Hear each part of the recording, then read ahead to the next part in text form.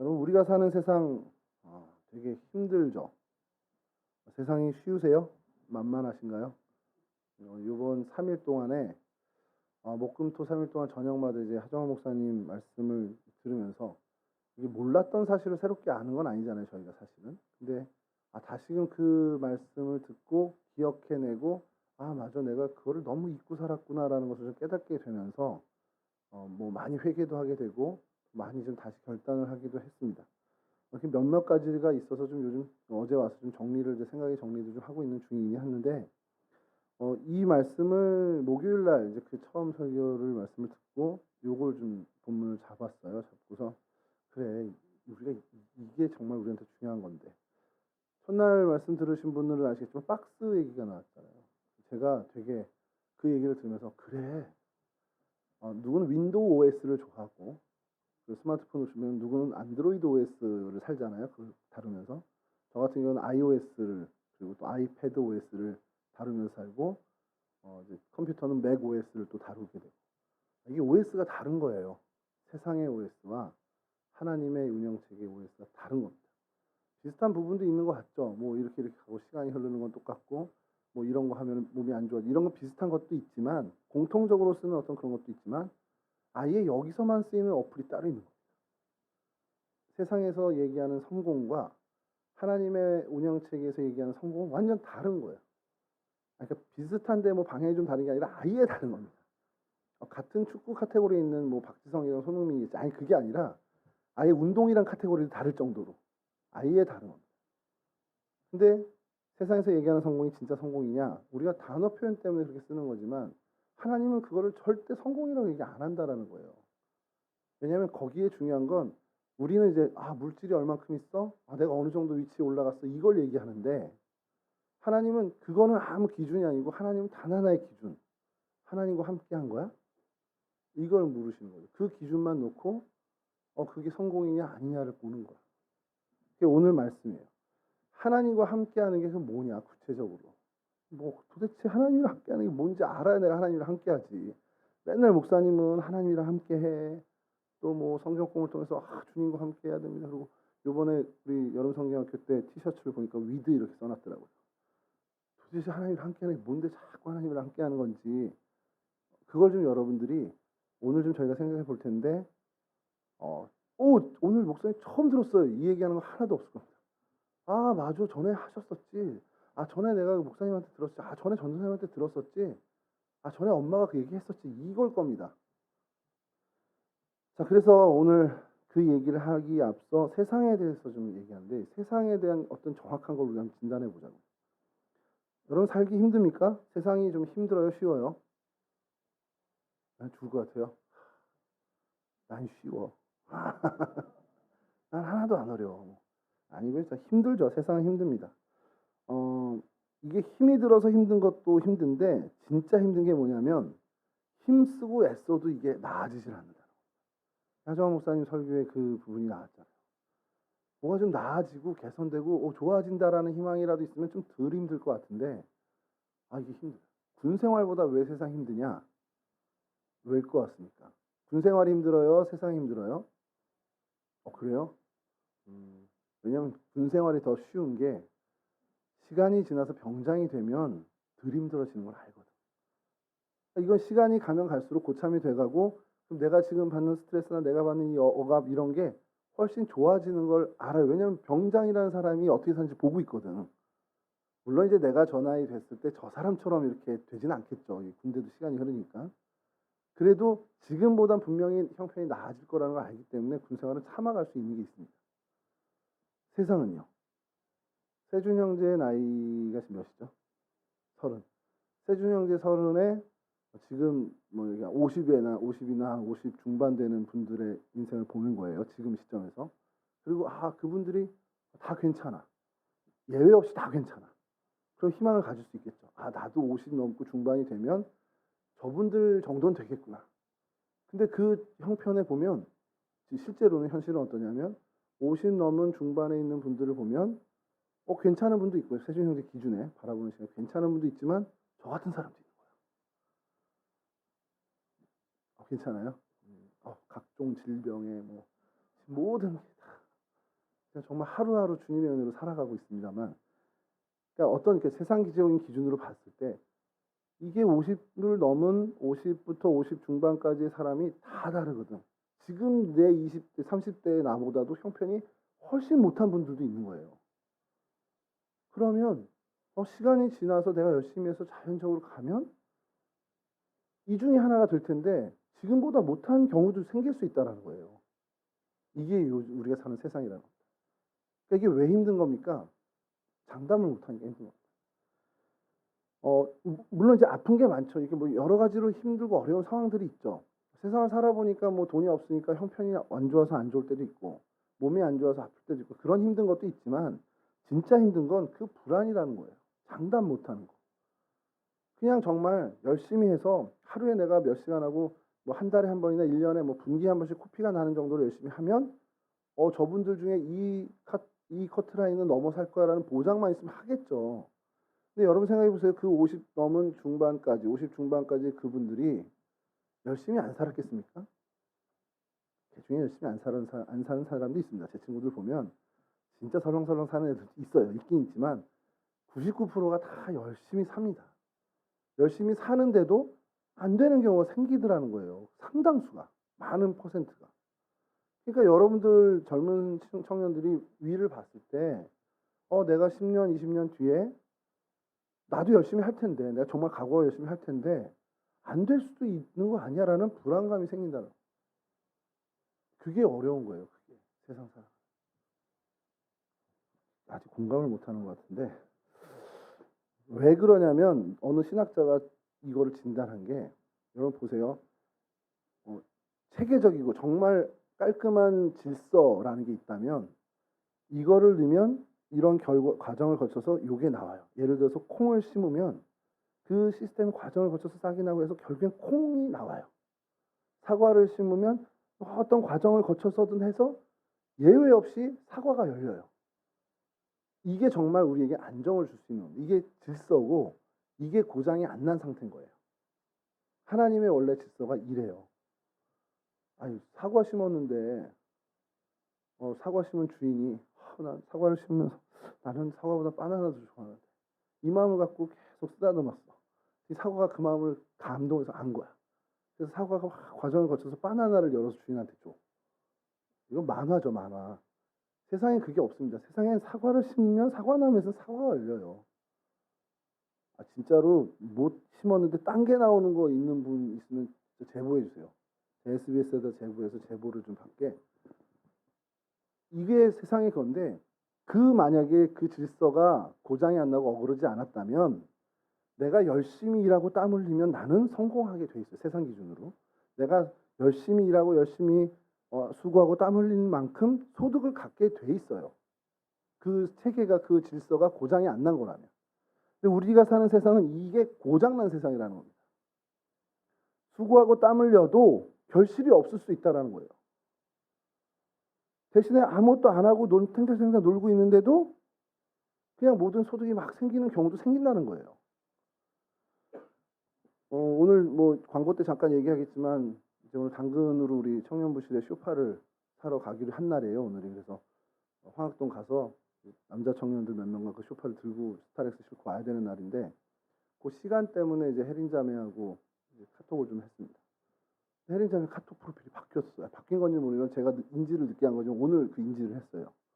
그래서 딱 봤는데 너무 기가 막힌 문구가 있는 거야. 어차피 건물주로 태어나지 못한 이상 공부 열심히 하자. 너무 현실적인데, 보세요. 여러분, 건물주보다 여러분들이 더 열심히 일하는 부분이 있을 거예요. 근데 세상은, 이 고장난 세상은 여러분들이 많은 결실을 가져가는 게 아니라 땀 하나 안 흘린 그 건물주들이 더 많은 소득을, 더 많은 결실을 가져가게 돼 있습니다. 그러니까 이 체계가 그런 거예요. 이 고장난 세상. 여러분, 고장났다라는 걸 영어로 어떻게 표현하죠? 최재혁 집사님 계신가요? out of를 쓰잖아요. 고장났다라는 걸. 그 오더를 쓰는데 이게 명령일 수도 있고 질서일 수도 있고. 스타크래프트를 잘 했던 분들은 빌드 오더라고 들어보셨을 거예요. 나만 알아? 스타크래프트 할 때 아시죠? 조용히 알죠? 빌드 오더라고. 예. 벙커부터 지을 거야? 뭐 아니면 이게 바이오닉으로 갈 건지 메카닉으로 갈 건지 이런 얘기하는데 못 알아들으면 참 내가 민망하네. 어느 걸로 갈 건지에 따라서 빌드 오더가 달라진단 말이에요. 전략에서. 그때 오더는 뭐 순서, 질서 이런 뜻이고 오더를 뭐 내렸다 해서 오더 받았어 그러면 이건 명령 이런 거니까 아웃 오브 오더는 명령에서 벗어나고 질서에서 벗어난 그거를 영어로 고장났다라고 합니다. 근데 이게 정말 좋은 편인 거예요. 우리 한자의 고장도 뭐 좋은 편이지만 고장났다 이거는 누군가 절대자의 원래 의도나 원래 통제에서 벗어났다라고 질서에서 벗어났다라고 그러니까 예측을 못하는 겁니다. 왜냐면 고장난 거는 제일 어려운 게 뭐냐면 고장나서 뭘 우리가 한다라는 그게 딱 정해져 있으면 그건 고장이 아닙니다. 요런 증상이 났을 때 이렇게 하면 돼. 그건 사실 고장이 아니에요. 고장의 정말 무서운 건 언제 어디서 어떻게 이게 벗어날지 모르는 거예요. 그게 무서운 거고. 세상이 그렇다라는 거예요. 제가 93년도에 멀구나. 93년도에 군입대를 했습니다. 네, 1993년입니다. 2003년이 아니고 1993년에 군입대를 했는데 태어나기 전이죠, 여러분. 한 살 때. 논산훈련소에서 4주 기초 군사훈련을 받고 그때 당시 주특기가 3자리였는데 610을 받았어요. 그때는. 여러분 때는 4자리였을 겁니다만. 이게 운전병입니다. 그때 제 나이 또래에 입대하는 애들이 운전면허증을 가진 애가 그렇게 많지 않았어요. 운전면허증을 갖고 들어온 애들은 운전병을 가는 애가 많았습니다. 그래서 운전병 티오가 많이 차면 이제 딴 데로 보내는 경우가 많은데 우선적으로 운전면허가 있다 그러면 운전병을 주로 했거든요. 군대 가기 전에는 운전병이라는 게 그냥 운전만 하면 되는 줄 알았습니다. 그럼 별거 아니라는 생각을 했죠. 그래서 그때 마음속으로 되게 좋았어요. 그리고 이제 후반기 교육을 위해서 운전 교육을 위해서 수성교육단이라는 곳으로 이제 가게 되는데 홍천에 있는 제1야전수성교육단에 갔습니다. 줄여서 야수교라고 불러요. 너 야수교래 우리가 막 얘기해서 도대체 야수교가 뭐야? 야수들이 있나? 이제 그런 얼빵한 생각까지도 했는데 자 거기서 4주간의 또 운전교육을 받고 군 운전면허를 취득합니다. 그래서 오늘 군 운전면허 사진을 종혁 형제에게 주고 여기서 띄워볼까 했는데 제 인권 보호를 위해서 일단 안 하기로 했어요. 제가 봐도 좀 섬찟하더라고. 막 정말 말라가지고 개인적으로 보고 싶은 분들 보여드릴게요. 그래서 그렇게 받은 다음에 자대 배치를 받은 게 화천에 있는 칠성부대입니다. 7사단에 이제 가게 됐어요. 자 갔는데 운전은 좀 할 줄 알았단 말이에요. 차는 모르겠는 거예요. 수송교육단에서도 운전만 가르쳐주지 정비는 잘 안 가르쳐줘요. 그냥 이제 뭐 이렇게 하면 돼 그러고서 가르쳐줘요. 그렇게 지나간단 말이에요.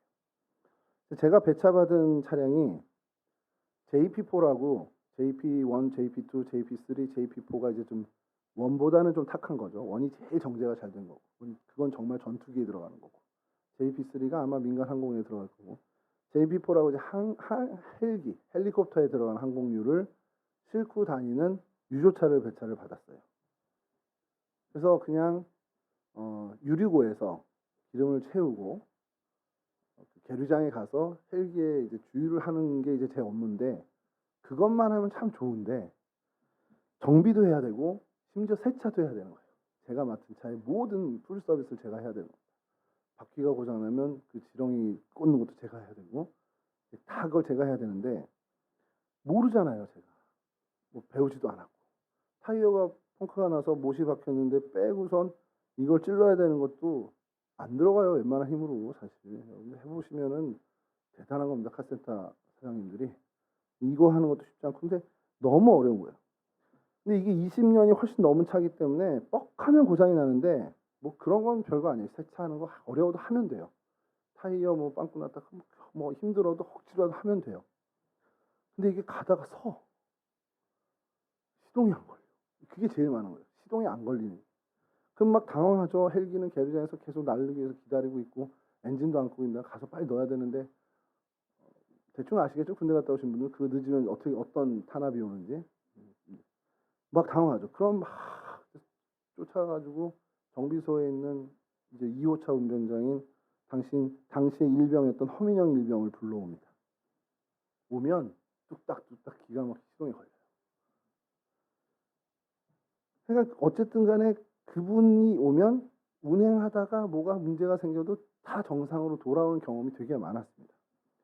근데 이제 그분이 여기저기 잘 불려가는 거죠. 다 손체를 좋으니까. 그래서 이제 당시에 막내인 저한테는 그 차례가 잘 안 오는 거예요. 정말 응급한 상황이 생기지 않는 한 그냥 평상시에 소리가 좀 이상해요. 허일미 형님 이거 좀 봐주시면 안 돼. 이거는 제 차례까지 오기가 너무 어려운 겁니다. 왜냐면 뭐 간부들도 데려가고 뭐 고참들도 다 데려가고 뭐 이중대에서도 데려가고 막 그러고 있으니까 그리고 저보다 고참이니까 제 얘기를 좋은 마음일 땐 들어주지만 짜증나고 힘들면 안 들어주거든요. 놀고 있어도 만화책을 보고 있어도 아 나 바빠 그럼 못 가는 거잖아요. 근데 이제 운행을 할 때마다 그분이 아, 바로 올 수 있어라는 생각이 있으면 좀 괜찮은데 아, 고장나도 뭐 할병을 부르면 돼. 문제가 터졌습니다. 이분이 포상휴가를 갔는데 무려 10박 10일짜리를 간 거야. 운행이 안 걸렸으면 좋겠다는 생각밖에 없는 거야. 아니나 다를까 고장이 났어요. 고장이 났고 굉장히 곤욕을 치르다가 겨우 어떻게 여러 명이 달라붙어서 해결을 했습니다. 복귀하는 허민영 일병한테 허일병이 없어가지고 제가 얼마나 힘들었는지 아냐고 눈물까지 보일 뻔한 그런 경험이 저한테 있습니다. 근데 그때 제가 제일 부러웠던 사람이 누구냐면 보급장교예요. 권영삼 대위라고. 이게 있어요. 그러니까 간부들마다 이렇게 개원들이 이렇게 있는데 이 수송부의 이 권 대위님은 허일병을 자기 부사수처럼 데리고 다닌다. 자기 차도 고장 나면 맡겨요. 아 정말 모든 걸 다 해주는 거죠. 허민영 일병이 제일 부러웠습니다. 뭐 이거 좀 소리가 이상해. 아 이거 약간 끼득끼득 소리 나. 이러면 다 알아서 해주니까 그 저는 그게 제일 부러웠던 겁니다. 어쨌든 간에 그래도 뭐 이제 제가 나중에 뭐 저도 고참이 되고 이제 허명 일병도 상병 병장이 되면서 쭉쭉 가는데 제가 이제 상상이 되는 거예요. 이분 금방 제대인데 이제 병장이 됐을 때. 야 그럼 나 이제 어떻게 하지? 라고 하고 있는데 하나님이 은혜를 주신 겁니다. 그 고민을 하고 칠성교회예요. 교회 이름이 웃기죠? 칠사단이라고 칠성교회인데 이 칠성이라는 의미를 아는 사람들은 칠성에 어떻게 교회 이름을 붙이지? 이런 생각을 교회 이름에 칠성을 어떻게 붙이나 이런 생각을 할 텐데 어쨌든 칠성교회를 가서 기도도 하고 허민영 변호사 제대하면 저 어떡하지 하나님 이런 넋두리도 좀 했는데 하나님이 은혜를 주셨습니다. 허민영 일병 병장 제대하기 딱 2주 전에 제 보직이 바뀌었어요. 운전병에서 행정병. 마침 행정병이 제대를 해야 되는데 마침 또 격리를 맡은 분이에요. 민감하죠 간부들이. 제대를 해야 되는데 후임을 못 받은 거예요. 신병이 안 들어요. 그러니까 기존에 있는 일병선에서 찾자. 근데 운전병이 남아돈다. 그런 소문이 돌면서 운전병 중에 하나 데리고 와. 그러니까 운전병 그 안에서 수송부 선임하사는 제일 허리가 부실한 제가 그때 막 떨어서 다쳤을 때거든요. 허리가 부실한 가우진일병 데려가는 게 좋을 것 같다. 그래서 자기들끼리 얘기해서 제가 간 겁니다. 저는 가고 싶지 않았죠. 왜냐하면 그 일병에서 이제 상병 넘어가면 이제 풀려요. 정비 안 해도 돼요. 그러니까 당황할 일이 없는 거예요. 근데 행정실로 가면 제대 때까지 간부들의 수발을 들어야 됩니다. 그래서 안 가고 싶었지만 그래도 자신이 없는 거예요. 저도 정비라든지 당황스러워. 그 오래된 차들이 고장을 어떻게 하지?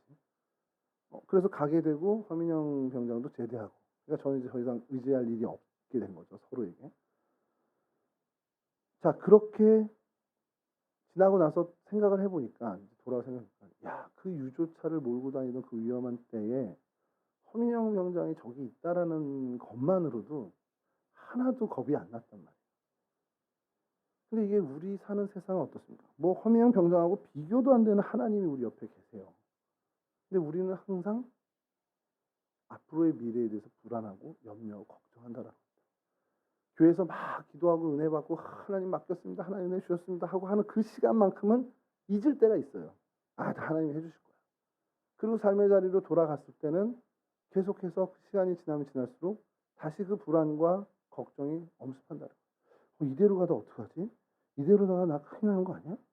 근데 실상은 하나님이 언제나 우리와 함께 계시기 때문에 우리가 정말 시도 때도 없이 고장이 나는 우리 인생 문제가 안 된다는 거예요. 하나님이 고쳐주시니까. 하나님이 정말 우리와 함께해서 고장이 안 나든 뭐 그것도 좋지만 고장은 나요. 아플 수도 있고요. 아픔이 생길 수도 있고요. 여러 가지 형편이 어려울 수도 있습니다. 하나님이 함께 하시기 때문에 그런 일이 애초에 없다. 이거는 사실은 저는 그건 복음이 아니라고 생각을 해요. 하나님이 함께 하셔도 사망의 어두운 골짜기를 지날 수 있습니다. 근데 그게 해를 두려워하지 않는다는 다윗의 고백이 뭐냐? 하나님이 함께하기 때문에 그거를 능히 우린 넘어설 수 있다는 거예요. 하나님과 함께 그게 나를 어떻게 하지 못한다는 거예요. 엄습하는 그런 불안한 어떤 상황들이나 이런 것들이 결국 나를 발목 잡고 나를 꼬꾸라뜨리지 못하게 한다는 거예요. 그거 그냥 아유 뭐 내일 또 내가 더 도전해 보지. 아 이거 뭐 시간 지나면 내가 얼마든지 이길 수 있는 일이야. 여유를 갖고 용기를 갖고 넘어설 수 있는 일이 된다는 거예요. 하나님 나랑 함께만 하시면 이게 그런 겁니다. 그래서 오늘 본문 말씀이 그거예요. 하나님이 우리와 함께 계셔서 우리 인생에 하나님의 복이 임하면 그 세상에도 복을, 우리가 성읍에서도 그 복을 받고 들에서도 복을 받고 뭐 나가도 들어가도 다 복을 받는. 근데 우리뿐만 아니라 우리의 자녀도 우리 집에 있는 그릇까지도 하나님이 함께 하시면 하나님의 복을 얻는다는 거예요. 물론 이제 조심히 생각해야 되는 게 복? 그러면서 혼자 여기서 떠오르는 거는 뭐 이렇게 통장 잔고 뭐 주식 막 몇 배 오르고 이런 걸 생각할 텐데 그게 아니에요. 하나님 얘기하는 복은. 하나님 여호와 하나님이 함께 하심이 복이라. 이게 성경 말씀입니다. 복은 뭐냐? 하나님이 나와 함께 하는 것으로 인해서 내가 세상을 살아갈 때 정도를 걸을 수 있고 바른 삶을 살 수 있고 뭐 물론 연약할 수도 있지만 그런 삶을 통해서 바른 길, 하나님 영광 받으실 만한 일, 하나님 기쁨을 얻으실 길을 올곧게 걸을 수 있는 것이 복이라는 거예요. 모든 상황도 마찬가지예요. 내 안에 하나님으로 인한 기쁨과 즐거움이 있고 하나님이 주시는 행복이 있고 세상이 얘기하는 평안이 아니라 정말 하나님만이 주실 수 있는 그 평안이 내 심령에 임하는 거. 그런 복을 하나님 주시겠다는 거예요. 그 평안이 임하면 내가 좀 어디 아픈 거 하나 걱정 안 됩니다. 내가 지금 잠깐 동기 동창들보다 좀 못 나가는 거 그거는 문제가 안 돼요. 내가 다른 어떤 사람들보다도 소유가 좀 적어 월급이 적어 이건 아무런 걱정과 염려가 되는 일이 안 됩니다. 하나님이 나와 함께 하시면 얻게 되는 복은 그런 걸 다 뛰어넘는 거예요. 그러니까 하나님이 함께 하시는 것 자체가 우리에게 복이 된다는 거예요. 그러면 반대로 오늘 읽진 않았습니다만 신명기 28장 15절 이하에는 그 반대 얘기를 합니다. 하나님이 저주를 주는데 성읍에서도 저주를 받고 들에서도 저주를 받고 나가도 저주를 받고 들어와도 저주를 받고 자녀에 속한 자녀나 몸의 소생, 토지 모든 것이 다 저주를 받을 것이라는 거예요. 그 전제가 뭐냐? 하나님의 복이 임하지 않으면 하나님이 복을 주시지 않으면 그런 상태가 된다는 거예요. 저주는 뭡니까? 슬픔과 아픔과 고통 속에 사는 겁니다. 요만한 일도 우리가 볼 때 저게 뭐가 그렇게 슬픈 일이야?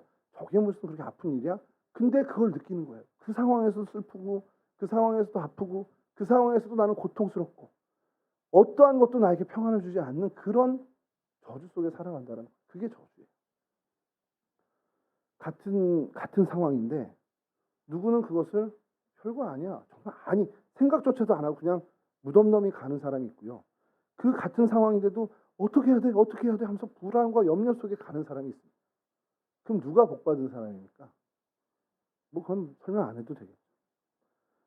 여러분 이런 세상에 살아갈 때 우리의 힘이 없다라는 건 우리는 알잖아요. 아무런 힘도 없고 능력도 없고 지혜가 없는 우리가 어떻게 그럼 이거를 넘어서겠습니까? 어떻게 그걸 통과해야 되냐는 거예요. 그건 결국에는 하나님의 도움과 하나님의 복으로 통과할 수밖에 없다라는 거예요. 이게 성경에서 우리에게 계속 얘기하는 거예요. 너희들 힘 없어. 인간 너희들 아무것도 아니야. 정말 저 막대기만도 못해. 저 그냥 부지깽이처럼 부러뜨리는 그것만도 못한 게 우리 인생이야라고 성경은 계속 얘기하는 거예요.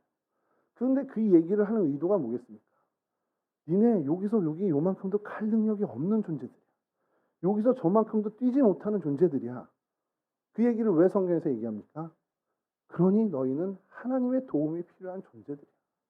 하나님 없이는 절대 살 수 없는, 존재할 수 없는 그런 인생들이야라는 것을 이야기해 주는 겁니다. 그건 왜 그렇습니까? 하나님이 우리와 함께 하시길 원한다라는 거예요.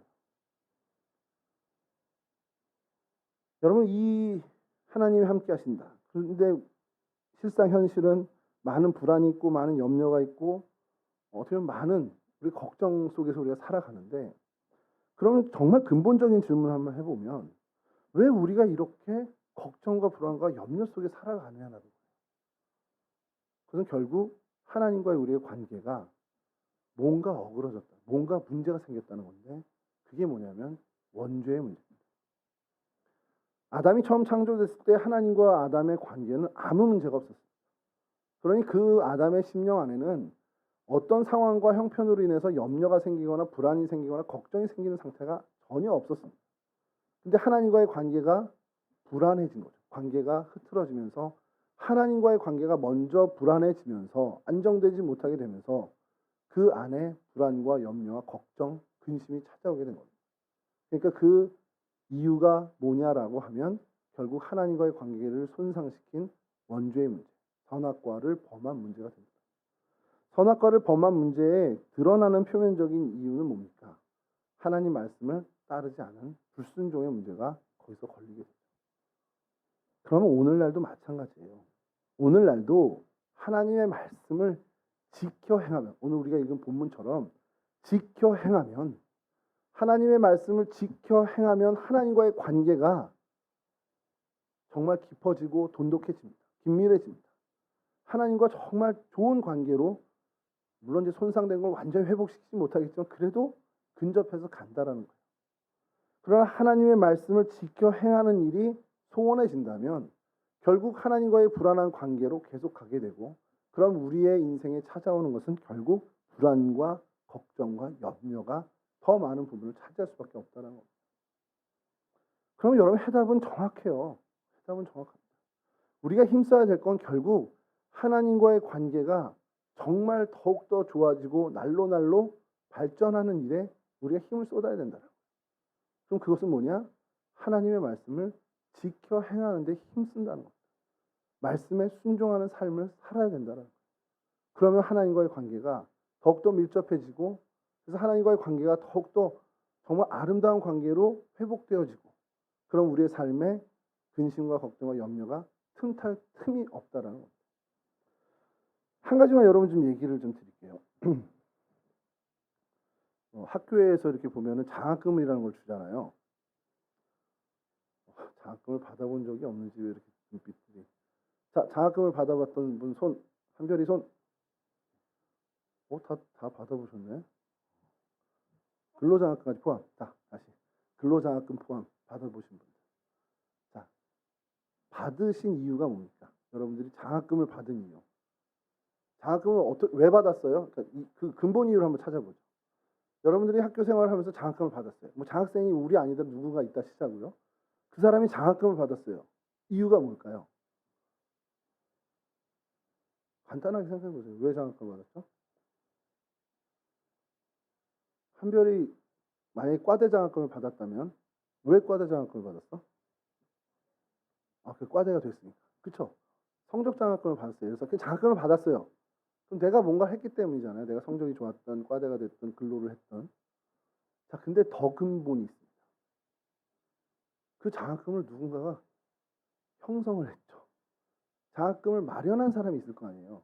학교 재단이 됐던, 어떤 졸업생이 됐던, 누군가가 됐던.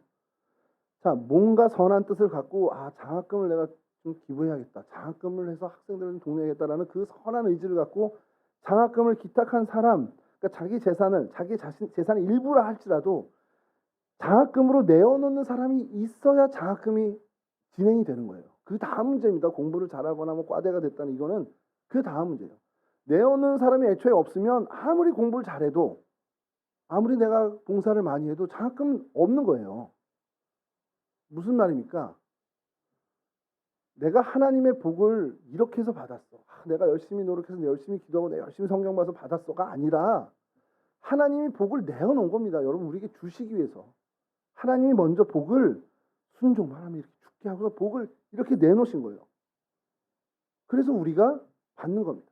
그럼 장학생이 장학금을 내놓은 사람이 있기 때문에 시작이 된 이 프로세스를 내가 받기 위해서 뭘 했어요? 성적을 좋게 내고 봉사를 하고 뭐 근로를 하고. 자, 하나님이 이렇게 내놓은 복이 있습니다. 그럼 하나님이 전제를 할 거 아니에요. 성적 장학금은 성적이 얼마 이상, 뭐 근로 장학금은 어떤 몇 시간 근로를 해주는 사람, 뭐 봉사 장학금은 뭐 과대로 뭐 이렇게 선출된 사람, 이런 어떤 조건들이 있을 거 아니에요. 하나님이 이 복을 내놓으시면서 조건을 건 건 단 하나. 말씀을 지켜 행하면 이거 줄게. 이거예요. 그러니까 여러분, 우리에게 주어진 그 복을 얻는 건 물론 내가 열심히 하나님의 그 말씀을 지켜 행한 것 때문에 받았다라고 말할 수도 있지만 근본적인 것은 하나님이 내게 그와 같은 복을 허락해 주시기로 작정했기 때문이라는 거예요. 그러니까 사실 그 조건도 아주 수월할 수밖에 없어요.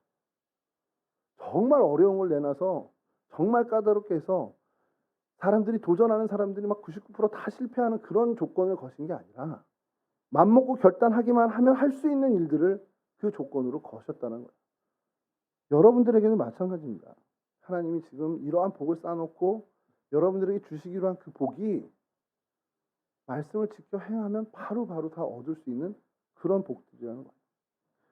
제가 그 절에서 이제 그 한참 생활을 했던 어떻게 알게 된 분이 있는데 스님은 아니고요. 근데 그분이 이제 절에 대한 얘기를 해주는 게 재미난 얘기 중에 하나가 스님한테 이렇게 혼날 때 제일 큰 게 뭐일 것 같아요, 여러분? 이렇게 뭐 맞는 게 아니고요. 뭐라 그러는데 그걸로 때리고 이거 맞는 게 아니라 3,000배를 시키는 게 제일 힘들대요. 뭐 108배, 3,000배인데 108배도 엄청 힘들고 3,000배는 그냥 성공은 못하고 상징적인 의미라는 겁니다. 내가 이만큼 화났다. 너 죽어봐라. 이제 그런 식인 거고 108배를 실제로 도전하고 나면 막 온몸 다 막 쑤신다는 겁니다. 그래서 그게 뭐가 그렇게 힘들까 해서 한번 꿇어앉았다 일어났다 하는 걸 좀 해봤는데 10번을 못하겠더라고 진짜. 너무 힘들어요.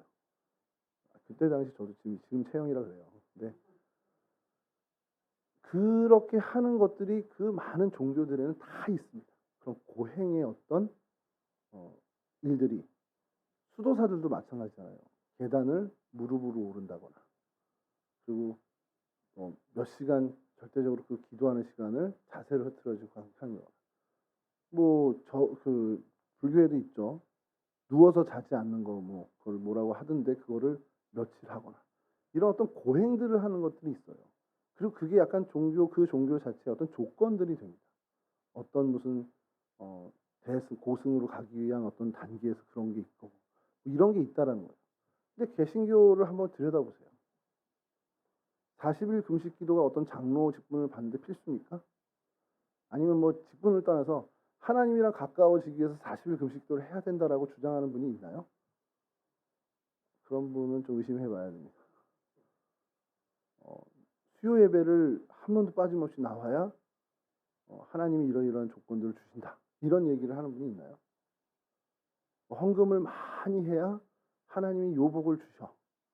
자녀의 복을 갖기를 원하는 분들은 이런 헌금을 많이 하세요라고 하는 교회들도 사실 있지만 그게 복음으로 가르쳐주는 진짜 성경에 가르치는 내용이 있냐는 거예요. 없습니다. 뭘 얘기합니까? 단 하나밖에 얘기 안 해요. 하나님이 말씀하시는 건 애쓰고 힘쓰고 땀 흘려 지켜라밖에 없습니다. 다른 게 없어요.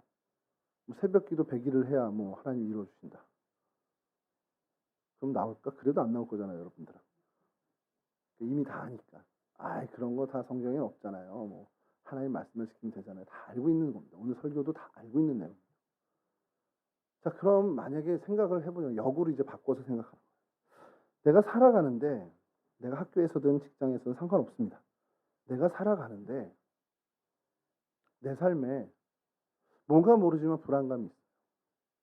뭔가 모르지만 이거 왜 평안하지 않지? 그런 삶을 살고 있어요. 내가. 뭔가 모르지만 아파요, 힘들어요. 그거는 아니에요. 그건 아플 수도 있고 힘들 수도 있습니다. 나 매일 아침에 무슨 약을 먹어야 돼요. 그런 형편이에요. 그건 그럴 수 있습니다. 믿는 사람도 그럴 수 있고요. 그건 상관없는데 내가 정말 내가 곤고해.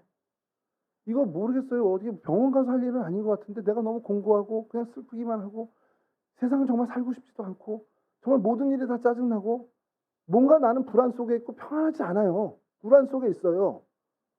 라고 한다면 제일 먼저 생각해 볼 게 하나님과의 관계라는 거예요. 내가 하나님과의 관계가 어우러져서 그런 건 아닐까? 내가 하나님과의 관계가 뭔가 손상이 되고 뭔가가 잘못된 그 일 때문에 이런 것이 결과가 있는 것 아닐까? 그 진단을 해봐야 된다는 거예요. 그러면 여러분 거의 다 여러분들 하나님과의 관계에서 뭔가 문제가 생긴 거를 알게 됩니다. 그럼 그냥 그렇게 살래요? 그냥 맨날 미래를 걱정하고 불안해. 나는 극수저잖아. 어차피 난 틀렸어. 맨날 이러고만 사실 겁니까? 바꿔야죠. 개선해야죠. 그 개선하는 게 어렵지 않다라는 거예요. 하나님이 어려운 관문을 통해서 1차, 2차, 최종 빌런 나오고 이런 게 없어요. 하나님은 그냥 하나만 하면 돼요. 말씀을 내가 너에게 분부한 모든 것을 지켜 행하해. 그것만 하면 돼라고 하나님 얘기하십니다. 도대체 뭘 하나님이 하셨습니까? 여러분들에게 요구하시는. 성경 이거 창세기부터 요한계시록까지 하나하나에서 다 지키려고 하는 게 아니라 그걸 얘기하는 거 아니라 그 하나님이 말씀하신 그 말씀의 정신을 살아가는 거예요. 대표적으로 있잖아요. 하나님 사랑하고 이웃을 사랑하는 그 말씀의 정신을 실천하고 살아가라는 거예요. 그러면 하나님과의 관계가 회복되고 하나님이 주시는 진짜 평안, 세상을 좀 우습게 볼 수 있는 그런 자신감 하나님이 주시겠다라는 거예요. 그게 하나님의 복입니다. 하정화 목사님 설교를 들으면서 하정화 목사님이 이제 조만간 이상한 나라의 수학자를 가지고 영화 설교를 하실 것 같아요. 그래서 그 전에 내가 먼저 한번 해봐야겠다. 이제 전체 영화를 해서 하지 못하더라도 한 몇 가지 클립만 갖고도 아 이거 되겠다라는 생각이 들더라고요. 그걸 좀 뭐 준비되는 대로 좀 할 텐데 거기에 한 가지만 여러분 미리 티저 예고편처럼 드리면 루트 2를 이제 하시면 이과생들 앉아 1점 원내 둘이서 1.14 이렇게 하는 쭉 나가잖아요. 진짜 처음 듣는 것 같은 표정으로 쳐다보네. 1.414 이렇게 나가잖아요. 루트 2가. 아, 역시 공대생. 문과들은 지금 다 뭐야. 루트 2가 뭐야. 자, 어느 수학자가 그걸 계속 끝없이 수기로 계속 계산해가면서 쓰는 거예요. 노트가 몇 페이지가 돼. 근데 사실은 그게 공대생들이 봐도 의미가 없거든요. 그냥 루트 2를 하면 되는 거죠. 그러니까 여기에 루트 2를 곱해야 돼. 예를 들어서. 이런 허수든 실수든 실수에다가 루트 2를 곱해야 돼. 그러면 그냥 루트 2로 해서 표시만 하면 되는 거잖아요. 파이도 마찬가지잖아요. 3.14를 우리는 초등학교 때 곱해왔지만 와 이렇게 수준이 높아지나 우리 설교가 자꾸 3.14를 곱해왔는데 우리 중학교 때부터는 그냥 이 파이 이렇게 그냥 파이로 표시를 하고 끝냈잖아요. 진짜 모른다. 진짜 답답한데. 근데 그냥 그렇게 루트 2 표시를 하면 되지 왜 이렇게 다 그걸 써가지고 그걸 일일이 다 곱하냐는 걸 물음을 한 거예요. 지수라는 학생이. 그랬더니 이 최민식으로 분한 이 학성 이 수학자가 친해지려고 이 얘기를 하고 루트 2랑 친해지려고. 와 여러분 이게 제가 너무 뻑간 거예요. 우리가 하나님의 말씀 솔직히 성경 안 읽어도 그냥 여러 채널과 여러 목사님 설교 듣고 솔직히 여러분들이 모릅니까? 하나님의 말씀을 하나님의 어떤 뜻을 모르세요? 아는데 왜 우리가 성경을 보고 하나님이 우리가 기도하는 거 모르세요? 내 마음의 소원 모르실까요? 아니, 하나님이 세준 형제 지금 바라는 걸 모를까? 기도의 제목을 모를까요? 기도하면 알고 야 네가 말을 하는데 내가 어떻게 알아? 하나님 이러실까요? 다 아세요. 근데 왜 우리가 시간을 들여 말씀을 읽고 시간을 들여 기도를 하고 시간을 들여 이 자리에 나오고 시간을 들이고 정성을 들여서 예배를 하고 왜 그걸 하나님 하라고 그러시는 거예요? 하나님이랑 친해지라는 거예요. 내 인생에 나 내 최고의 베프야 하는 친구들 이상으로 하나님은 나와 가까워야 된다는 거예요. 내 가족 누구보다도 내가 하나님과 가까워야 돼요. 하나님 그걸 바라세요. 인생 한 명 한 명에게 하나님은 그만큼 가까운 존재가 되길 바라고 계신다는 겁니다. 그렇기 때문에 계속해서 끊임없이 여러분들을 말씀으로 또 하나님 은혜로 계속해서 여러분들을 깨우고 계시는 겁니다. 여하튼 이상한 나라의 수학자는 그때 보면서 다시 얘기하기로 하고 여러분 하나님이 여러분들에게 요구하시는 것 크지 않습니다. 하나님을 사랑하고 이웃을 사랑하는데 그건 이제 여러분들 정황에서 상황 속에서 그 말씀의 정신을 실천할 때 행동 하나하나는 보여줄 겁니다. 어떻게 하는 것이 하나님 사랑하는 거지? 주일날 아침에 눈 떴는데 9시 50분이야. 지금 준비하면 아주 갈 수 있을 것 같은데 좀 더 자면 유튜브로 볼 수 있겠지? 어느 선택이 하나님 사랑에 좀 더 가까운 거냐는 걸 여러분 다 아세요. 모를 리 없습니다. 그러면 그 선택, 좀 더 하나님께, 좀 더 하나님을 사랑하는 모습이 이거다라는 것을 선택하고 살아가는 겁니다. 그러면 하나님과의 관계가 가까워져요. 그러면 하나님이 함께 하셔서 여러분들의 인생 가운데 어떠한 삶의 정화가 형편도 넘어설 수 있는 하나님이 여러분들을 업고 가는 그 복을 누리게 된다라는 거예요. 하나님을 어떻게 가까이 합니까? 하나님을 어떻게 하나님과 동행합니까? 그 물어보는 모든 대답에 단 하나입니다. 시간을 들여 말씀 생활하시고, 시간을 들여 기도하시고, 시간을 들여 내 모든 걸 노력을 들여 하나님을 예배하고 하나님을 찬양하는데 내 시간을 드리는 겁니다. 그게 하나님과 동행하는 겁니다. 그러면 여러분들의 인생에 진짜 하나님의 영이 여러분들을 인도해 주세요. 이게 여러분 내일부터 해야지 하고서 할 수 있어요. 몇 번 하면 그냥 바로 오늘 얘기 들었으니까 오늘부터 내 인생 끝까지 다 그렇게 살겠지? 착각입니다. 매일매일 여러분 넘어질 거예요. 매일매일 실패할 겁니다. 그럼에도 중단하지 않는 게 중요해요. 중단하지 않고 계속 가시면 됩니다. 그러면 어느새 한 달 만에 넘어졌던 사람이 그 다음엔 2달 만에, 그 다음엔 6개월 만에, 그 다음에 1년 만에, 그 다음에 3년 만에, 그 다음에 10년 만에 넘어지면 이렇게 돼요. 10년은 안 될 거예요. 한 3년 넘어진 다음부터는 안 넘어질 겁니다. 왜냐하면 그게 몸에 붙는 거거든요. 어떤 습관을 몸에 붙이는 게 이거 그냥 일반 그 심리학자들 얘기가 어떤 습관을 이 몸에 붙이는 게 100일 정도 필요하대요. 100일 정도 꾸준히 하면 그게 내 습관처럼 된다는 겁니다. 근데 그것도 약하대요. 그러다가 100일 정도 안 하면 또 없어지는 거예요. 근데 여러분 어느 정도를 하면은 정말 1년, 2년을 쉬어도 다시 그걸 할 수 있을까요? 제가 그 이론을 듣고는 내 인생에 뭐 그런 게 있을까 생각했는데 제가 2년을 중단했는데 다시 잡았을 때 하나도 어색하지 않게 똑같이 그전과 똑같이 하는 게 생겼어요. 젓가락질. 군대 가서 삼지창으로만 먹다가 젓가락을 2년을 놨단 말이에요. 근데 집에 와서 휴가 때 잠깐 먹었구나. 어쨌든 젓가락을 잡았을 때 하나도 어색하지 않게 젓가락질을 하더라는 거죠. 왜 가능했을까요? 가기 전에 20여 년을 젓가락질을 했거든. 그게 의식하든 안 의식하든 제 손가락만큼의 어떤 감각으로 제 몸에 붙은 겁니다. 말씀 생활도 기도 생활도 마찬가지. 얼마가 될지 몰라요. 개인차가 분명히 있을 테니까. 그래도 최소 1년, 2년은 내가 꾸준하게 해야 그게 내 몸에 붙고 그 다음부터 쉬워져요.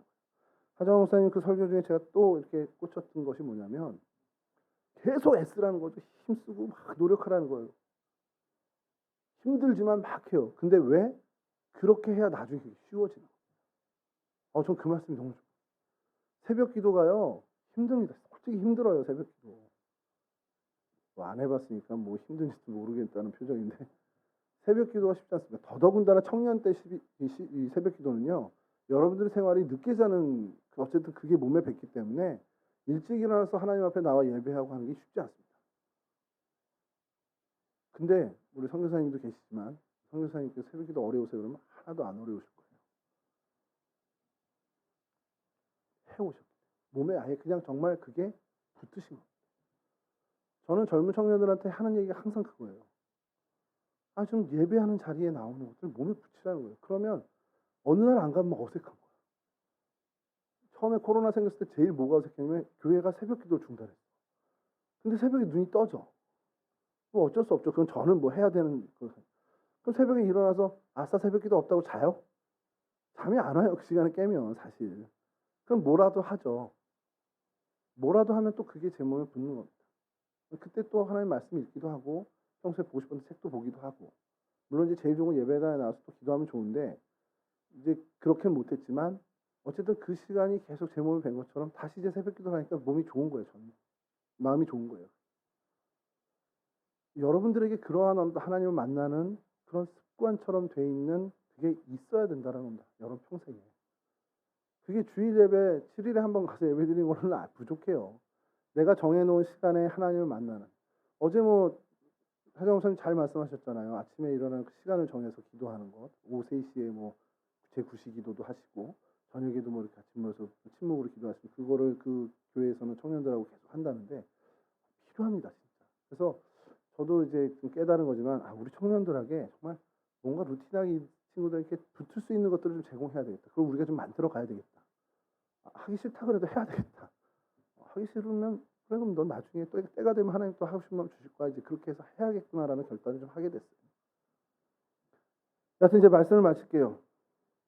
하나님이여 오늘 본문 정말 본문을 통해서 하나님 정말 복을 주시겠다라고 먼저 하나님의 의견을 여러분들에게 말씀하신 겁니다. 그래서 정말 하나님의 그 말씀을 듣고 지켜 행하는 것에 도전했으면 좋겠어요. 좀 여러분 좀 그랬으면 좋겠어요. 가우지 목사님 설교 저렇게 하는데 저게 진짜일까? 한번 내가 검증해 볼게. 하고서 했으면 좋겠어요. 제가 여러분 나이에 뭐 라떼 얘기가 아니라 여러분 나이에 정말 저는 교회가 너무 좋았어요. 근데 정말 교회를 좋아하는 그것만 보시고도 하나님 복을 주시더라는 거예요. 저는 어떻게 목사가 됐어요? 묻는 질문이 있다면 저는 뭐 거창한 거 못해요. 뭐 하정환 목사님처럼 조국의 청년을 하나님께로 이런 거 없었어요. 저는 왜 목사가 됐냐고 제가 진지하게 한번 스스로를 고민했을 때 단 하나밖에 떠오르는 게 없었어요. 저는 옛날부터 교회가 좋았어요. 제 친구들 누구보다도 교회를 좋아했어요. 교회를 좋아했다고 해서 예배당에 뽀뽀하고 이랬다는 게 아니라 그냥 학교 끝나면 교회 가고 그냥 교회 가가지고 머무는 게 좋고 청년부실에 혼자 이렇게 여러분 표현으로 짱 박혀가지고 혼자 뭐 하는 게 그게 좋았어요. 그리고 시간이 다 지나고 저녁 시간도 지나고 어슬렁어슬 집으로 갔다가 내일 교회 가면 뭐하지? 이 생각하면서 집에 가는 그게 전 제일 좋았어요. 그렇게 좋았어요 교회가. 근데 사역하면서도 사실 교회가 전 좋았어요. 그래서 저는 집이 교회 가까이 있었으면 좋겠다는 걸 늘 바라고 어디 임지를 이동할 때도 제발 집에서 좀 가까웠으면 좋겠다라는 걸 합니다. 그랬더니 하나님이 정말 기도를 팍 응답을 주셨는데 교회 안에 들어오게 하시더라고. 여기 바로 밑에 삽니다 제가. 교회가 좋아서 저는 목사가 됐습니다.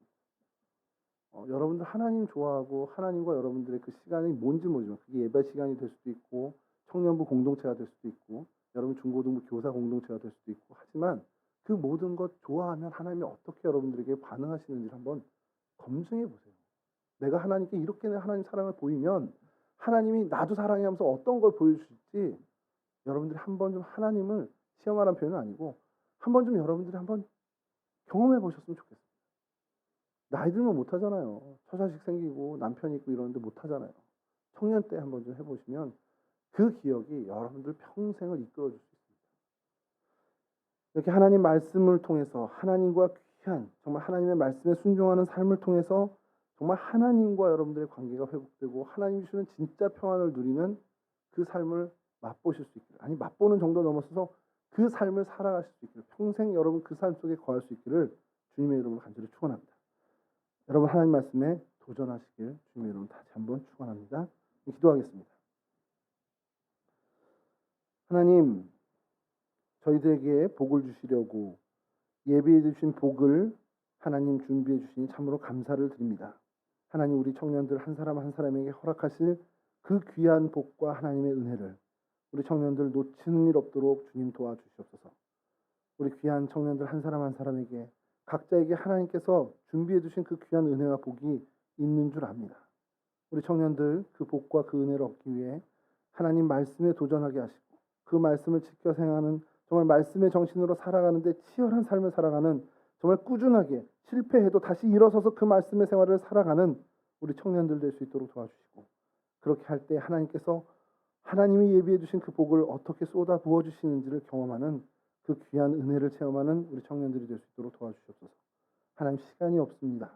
우리 젊은 날이 다 가기 전에 하나님 이와 같은 하나님과의 관계에서 획을 그을 수 있는 귀한 체험들을 하는 우리 청년들, 우리 동성애 청년들이 다 될 수 있도록 하나님 도와주시옵소서.